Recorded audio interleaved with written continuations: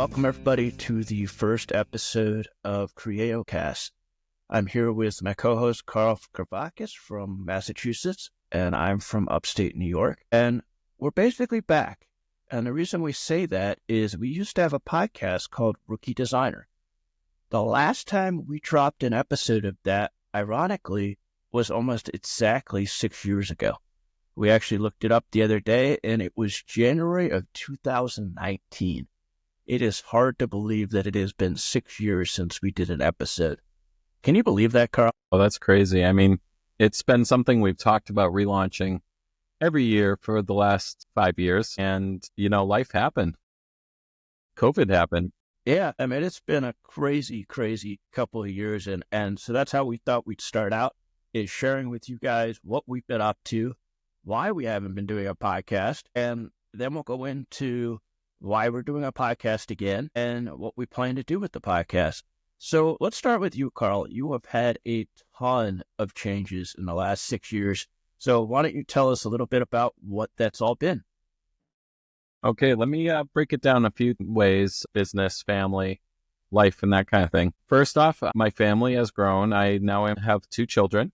One's 5 years old and one is 6 months old, and it's been great being a dad. Just finished my paternity leave, and I'm just hopping back into running the business full time. It's been great to watch them grow, and they're my inspiration. They keep me creative. They keep me fun, having fun every day. Professionally, COVID really slammed us, and we both launched new services to respond to the industry's need for virtual producing, which we'll get into later. What is the name of your business, and what is that business? Because we're going to have a lot of new listeners coming into this new channel or this new brand. So don't forget to tell them about what your business is and the name of it. Yes, absolutely. My business name is Holy Graphic Design. I do design work for a variety of companies that are in the training industry. I work with a lot of presentation design, booklet design, that kind of thing. But I also do branding. And one of the things that I'm proud to say is I've created several award-winning brands with GD USA. Some of them have been published. I also run 321 and We're Live, which is a webinar producing service. This is a service that consults with companies in trying to learn how to be a producer for webinars, how to best deliver content over Zoom or Teams, and just best practices for the virtual world. So that's my 2 business focuses. Well, let's go back to COVID. You were starting to talk about how COVID had affected your business and what that had basically done to your business. Let's go back to that. Back to COVID. So everyone went on lockdown, and that includes the training industry. A lot of people there was so many things that were unknown in the world. A lot of people talk about the VUCA world, which we'll have to define later. But the U in the word VUCA means uncertainty.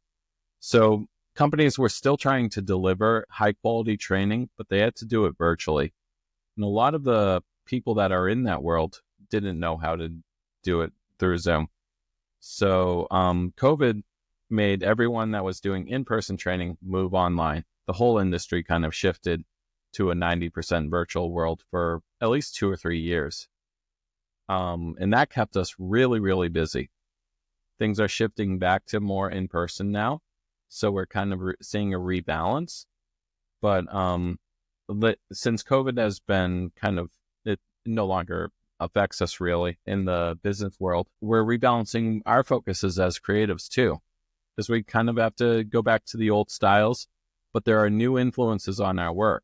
And we'll be chatting about some of those, from artificial intelligence to new tools and how to remain creative within the industries that we service, because a lot of things are being consolidated too. That's something we'll chat about a little more later. So it's been really interesting because Carl and I are very parallel in what we do as businesses, but he has a much more focus in the e-learning space and the training space. And with my graphic design business, Graphic Precision, I had been more focused on the stationary and direct mail service. And it's been interesting to see the shifts in that and what has happened because of COVID and what has happened post-COVID.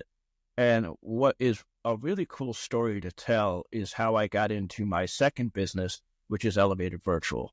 And I have Carl to thank for that because I think it was about early February of 2020, he introduced me to a training company that he had been working with and working as a designer, but also as a virtual producer. And he said to me, he's like, hey, do you have any interest in becoming a virtual producer? And of course, I was like, a what? I had no idea what he was talking about. And he explained it to me, and I said, oh, that sounds really interesting. It sounds like it'd be fun to be involved with technology and do some stuff for this company. And he introduced me to the company. I met with a couple of people, including the COO, and I met the CEO and some of the trainers, and felt really comfortable, felt like it was a great pivot for me because I wanted to diversify. Like, my design business had been running for many years, and I was happy with it, but I was kind of getting stagnant. And I'll be honest with you, I was kind of getting bored with it. And so this was an opportunity to make a pivot, but continue to do my design work as well. And then March 2020 happened. And we all know that that was when the world basically shut down and businesses were shut down and people had to figure out what to do. And like Carl was talking about, the training industry was hugely affected because they had to figure out how to go online with everything. So the opportunity that I was able to pivot into doing virtual production work was absolutely insane because in April of 2020, that company put on a multi-track, multi-day event to prove to their clients that their trainers could do it in virtual. And I always laughed because my training was, hey, go run that Zoom room over there. And I was like, doing what? And their answer was, we don't know. And so we had to figure everything out on the fly. Now, Carl had been doing some stuff in Zoom, and he had also used Adobe Connect and a couple other platforms, but nobody really understood what was going to happen with virtual training when we made that pivot. And so it was a great event. It went off absolutely wonderfully. It gave them the opportunity to really showcase that they could do it. And that turned into be one of our biggest clients in the next few years after COVID hit, including in, I think it was 22, where it became absolutely monstrous. We were doing between 6 and 10 sessions each a week. And it was amazing, and it was a lot of fun, and it was a lot of work, which was great because we made a lot of money. But it was so cool to make that pivot and have it really open the door for me, especially with that one client. And then obviously, as time went on, you and I have been working to land other clients in that space, whether it's doing the design stuff for them for their course or their training, and then helping them on the back end with the technology. And it's been a great experience for the last 5 years, basically. And so part of that's why we haven't done the podcast, because we got extremely busy during COVID, and we were very blessed during COVID, and we know that. And sometimes it's hard to talk about that because we know how many people struggled during that time. Now let's fast forward. We've been through COVID, and now we're on the other side of COVID. We're post-COVID, and things have kind of slowed down in the training industry, especially in the end of 23, beginning of 24. Things really seem to slow down for the industry as a whole. And I think the reason for that personally was they were trying to figure out, okay, we're coming out of this COVID world of everything being virtual to now people are hybrid. There are some in the office, some not in the office. Some people want to have their training in the office, some people don't. And so the training industry was really trying to figure out what that turmoil was going to settle out to be. And so 24 had been a rough year for a lot of training companies, a lot of producers. And so the shift for myself, and I know Carl as well, our business kind of shifted back to doing more design work and more marketing.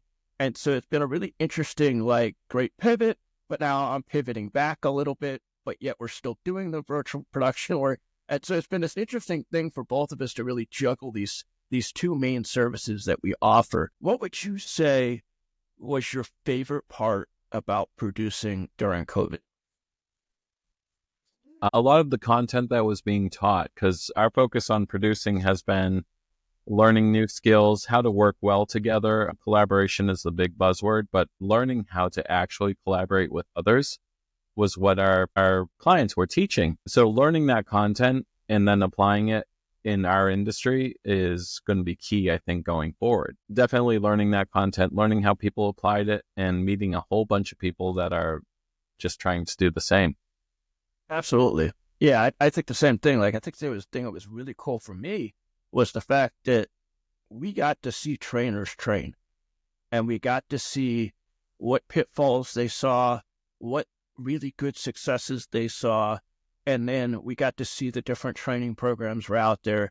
And what was really cool is working with different clients and different trainers, we got to see different techniques. And so we both had talked about, we really loved the fact that we can now go to a trainer and suggest ways that they can do it better. And so there's still a lot of people that aren't as comfortable in virtual as you would think. And it's funny because I always chuckle when we do a training session and the people have trouble with Zoom. And I'm like, how do you not know how to use Zoom? But the problem is a lot of these corporations move to Teams. And so that's their meeting platform. That's their video platform. So for them to do training in Zoom, sometimes it's still new to them.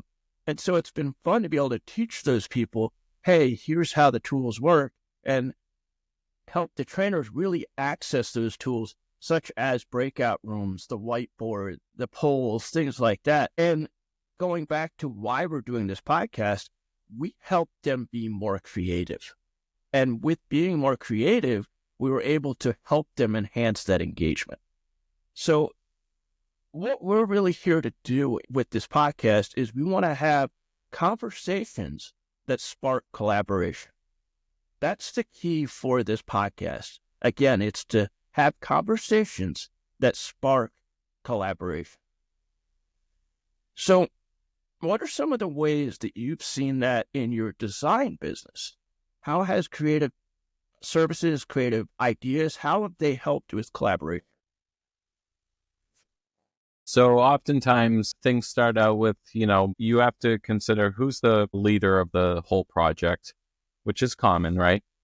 And you got to see where your skills are and where your skills are kind of outliers, and you got to bring other people in. That's the creative collaboration that I'm thinking about. I've worked with companies that I did a food truck where I really was partnering up with the client who's a marketing guru, trying to, expand he wants to work in the space that's food service. So we worked together, collaborating on the creative side of creating that food truck, the how we're going to market it, the themes that we were creating, and just like we went through a lot of iterations working together. And then I bounced the ideas off several other designers just to get their input. Now there are deeper ways to collaborate. We use services like Trello and Teams, and I'm forgetting some of these other ones that we use. Yeah, I mean, we use Slack quite a bit with the group that we're in. Yeah. And these are tools to help collaborate. But then if you want to do a live creative session, you can hop on Zoom, and there's a whole bunch of tools available now. So if you're not an illustrator, bring in an illustrator. If you're not a writer, bring in a good creative writer, or bring in someone that knows how to generate good content and then change the voice to match the brand. We've worked together on several different creative assets too. Yeah, and I think that's something we'll talk about in a podcast upcoming, is why it is so important to build your network in the creative industry. For so many years, and I know I talked about this on Rookie Designer when we did that podcast, way back then, there was always the stigma of, I'm a designer and I'm going to protect my clients and I'm going to protect my work. And as we grew as business people, we realized that that's just horrible mentality. It is not the right mindset. You're a designer, I'm a designer. And granted, we have the relationship we have and we have the trust that we have, and you do need to build that. But you can't be so afraid to talk to another designer about a project, to get feedback, to get ideas. And the other thing is, you can't be so afraid as a designer to give that information. Don't think that if you give an idea that they're going to necessarily steal it. They may take it and put their own twist on it and say thank you, but don't hold back. Don't feel like you can't collaborate with another designer or another creative. I think that's really important. And we have both seen people that are new to the industry feel like, ooh, that's not the way to do things. And we both know now, after being in business for as long as we can't do it all. So we'll talk about how we've gone about fixing that issue in a future podcast. So part of the goal of this podcast, like I said, is to talk about what sparks collaboration through creativity. Carl, why don't you talk about the name? Where did Creavo come from, and how did that become the name of our podcast? So you and I were chatting about this idea several years ago. I think the Creavo brand was created 3 years ago when we were chatting about relaunching our podcast. And I just wanted to create something it's a unique word, it's its own word, and it kind of an amalgamation of creative and collaboration. Bring them together with Creavo. And then, our logo was the idea that we have a back and forth. We ask questions. We do a deeper dive into the stories behind the business, and that sparks what we create. So very simple logo concept. I brought in a friend to help execute on that because I had ideas and sketches, but I didn't want to I wanted someone else to help me with it. So we got another friend to help design it, create some colors that are very unique and very bright. And I think they bring up the spirit of what we're trying to create. And now we have our brand. And, this whole thing is becoming kind of like a collaborative where we work with marketing people and web designers and each other, where we want to create a collaboration that makes our businesses service a lot larger clients or service clients better as well. It's funny what you said about asking somebody from the outside to help you with the logo. It is amazing how difficult it can be to design a logo for your own business. Yes. I struggled with that for years when I started Graphic Precision, and I've even revamped that recently in the last couple of years, and it came from help from an outside source because, as we always have heard the saying, the shoemaker always has the worst shoes. And ironically, that right now, as I'm recording this with you, my own website is not up. It has been under construction for several months because, again, the shoemaker has the worst shoes.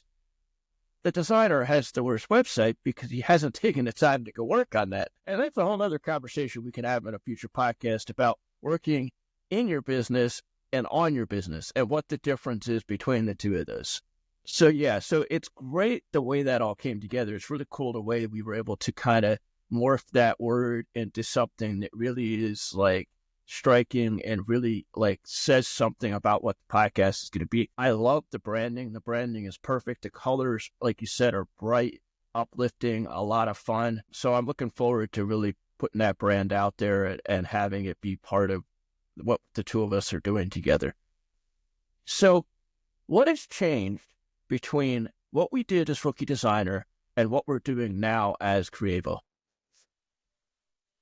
Do you want to talk about that first? Sure, I could start with that. To me, Rookie Designer was our way of giving back after we had been in business for several years and had said, we remember what it was to be that rookie designer. Now, I would go back and listen to some of those episodes. You'll hear the history of how we came about having that podcast. We did not start it. It actually came from a gentleman named Adam Hay, and he started it many, many, many, many years ago. And it's crazy how long that brand and that podcast have been around. But what I felt personally is after a while, I didn't want to get the stigma that people thought we were rookies. And Carl and I went back and forth on this. Sometimes he was like, yeah, I get it. Sometimes he was like, well, it's brand. It's not really who you are. But I always felt like it was starting to become a bit of a stigma after being in business for 8, 9, 10 years. I was like, hey, I really don't want to have anything that's associated as being a rookie. So that was partly why we shelved it. Back in 2019, we decided we wanted to figure out what we were going to do with it. Are we going to rebrand it? Are we going to continue it and just have the mentality that we're actually helping people rather than we're the rookies? So we went back and forth for quite a while. And then we decided, hey, let's take a different direction. And that's where Creavo came. We said, we're mature designers. We've grown up in the industry. I've been in business for 15 years. How long have you been on your own now? Starting my 9th year. So you're starting your 9th year. Both of us have been in the industry for 20 plus years, I would say. according to this receipt behind me, I got to point the right way. According to this receipt, I graduated in 2004 with a Bachelor in Fine Arts and Graphic Design, and I started work that year. Wow. So that's 20 years.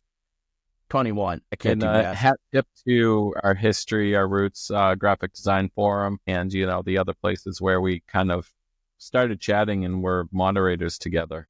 Yeah, and we'll go into that story as well down the road because we realize we're going to get new listeners. We did make some changes to the Rookie Designer Facebook page that will now become Creavo Cast. It's going to take me a while to get that word out of my mouth correctly enough times, especially with Creavo Cast. We also changed the LinkedIn page. We have changed the YouTube channel.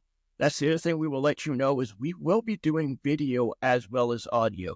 So the show will be available on YouTube as a video, and then it'll be available places like Apple Podcasts, Spotify, any of those places as audio as well. We will have a site at creavocast.com. Most likely that's how you're finding out about this as well. So we've made changes to a lot of the Rookie Designer pages that were out there because we did want to bring this brand out in front of the people that had been following Rookie Designer. However, please realize that Rookie Designer still exists. RookieDesigner.com will continue to be live. Those podcasts will continue to be live. And what we will do is we will actually link the sites to each other. So if somebody does go to Rookie Designer, they'll see we have a new brand new and new podcast. And if people come to Creavo and are interested in our past, they can go and listen to some of the stuff at Rookie Designer.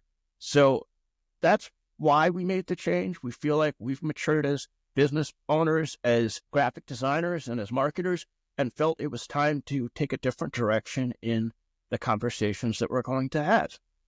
So some of the formats that we're going to talk in this podcast are interviews. So we are going to be interviewing other business owners. That doesn't necessarily mean they're going to be designers or they're going to be in the creative industry. Because one of the things that I really wanted to bring to this podcast was, how does a lawyer use creativity? How does a business coach use creativity?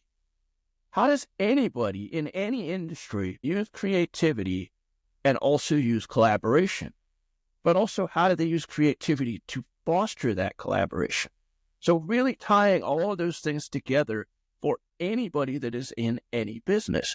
So realize that we may have somebody on here where you're like, hey, they're not in the creative industry. What are they doing on this podcast? It's because we want to pick their brains as to how they're doing stuff differently with their business around creativity and collaboration. So what are some of the things that you look forward to talking about? I look forward to talking to people that are looking to hire the right creative for what they want. I'm looking forward to chatting with people that are in the marketing industry and talking about sales funnels and how to generate profiles for their clients and why you do that and how to utilize that stuff as a resource. I want to talk about creativity at scale. Like, if you own a creative business that has employees, how do you keep them all fed? How do you keep bringing in the bigger projects for that? And how do you service the small projects if you're a one-man show? So I'm looking forward to those type of conversations. And then there are people that are creating different ways of thinking about things. And, we've got people in the hopper for who we could interview, how to talk about design thinking and, getting unstuck, that kind of thing. What you? I'm looking forward to talking about things like AI and how that's affecting our business, but not necessarily just our business, how it's affecting a lot of other businesses. I'm looking forward to talking to people about how to do business with business itself, like how to think about your taxes, how to think about running a business. Again, talking about how do you work on your business, not just working in your business. We are both solopreneurs, so it would be really interesting to talk to other solopreneurs that may be in other types of businesses to see, how did they get started? What have been their strong points? What have been their tough times? So I think that it'd be really interesting to talk to all these different people about different aspects of their business, as well as what it means in the creative space. I also really look forward to just having this conversation with you again, because I think we have really missed that. As much as we would talk a lot over the last 6 years, it was probably once a quarter we would jump on a call and actually have a conversation. Now we don't have to wait for once a quarter. We could actually have these conversations. I look forward to talking about what crazy stuff's going on in the business and creative space in the news. I mean, Adobe has made some amazing changes. Canva is now on the market. We all hated that thing when it first came out, but I'll be honest with you, it's pretty impressive. And they actually have had a relationship where they have now brought Affinity in-house. That is huge news. So I look forward to having conversations with you when those things come up so that we can really share our input and then possibly have somebody on and get their input as well. That's always the opportunity. I mean, if somebody from Adobe wants to come on, I wouldn't say no. If somebody from Canva wants to come on, I wouldn't say no. Somebody wants to come on from Zoom, I wouldn't say no to that either. There's a lot that I look forward to talking about because we have really done a lot in the last 6 years. And I think that Creavo is a great way for us to basically take everything we've learned the last 6 years, continue to learn, to share, and to really grow as entrepreneurs in the creative space. And I look forward to doing that. Absolutely. Absolutely. So with that, we're going to let you know that we are going to set the goal of pushing one of these out a week. It is a bit ambitious. We're going to see what happens. We're going to try our best to make that happen. So this will go out, and we'll probably have a couple episodes you can watch back to back when we launch. But after the first week, we will be putting episodes out every week. Again, you can find that on the YouTube channel, which is youtube.com/CreavoCast. And then we will also have our website up soon, creavocast.com. If it's not already, you can find all the links there to where you can go to watch or to listen. And I thank everybody for watching and listening, and I really look forward to where this is going to take us. Are you excited, Carl? Very excited. Glad to be back at this. Yes, me too. And we'll see you guys later. Take care. Thank you, Jake.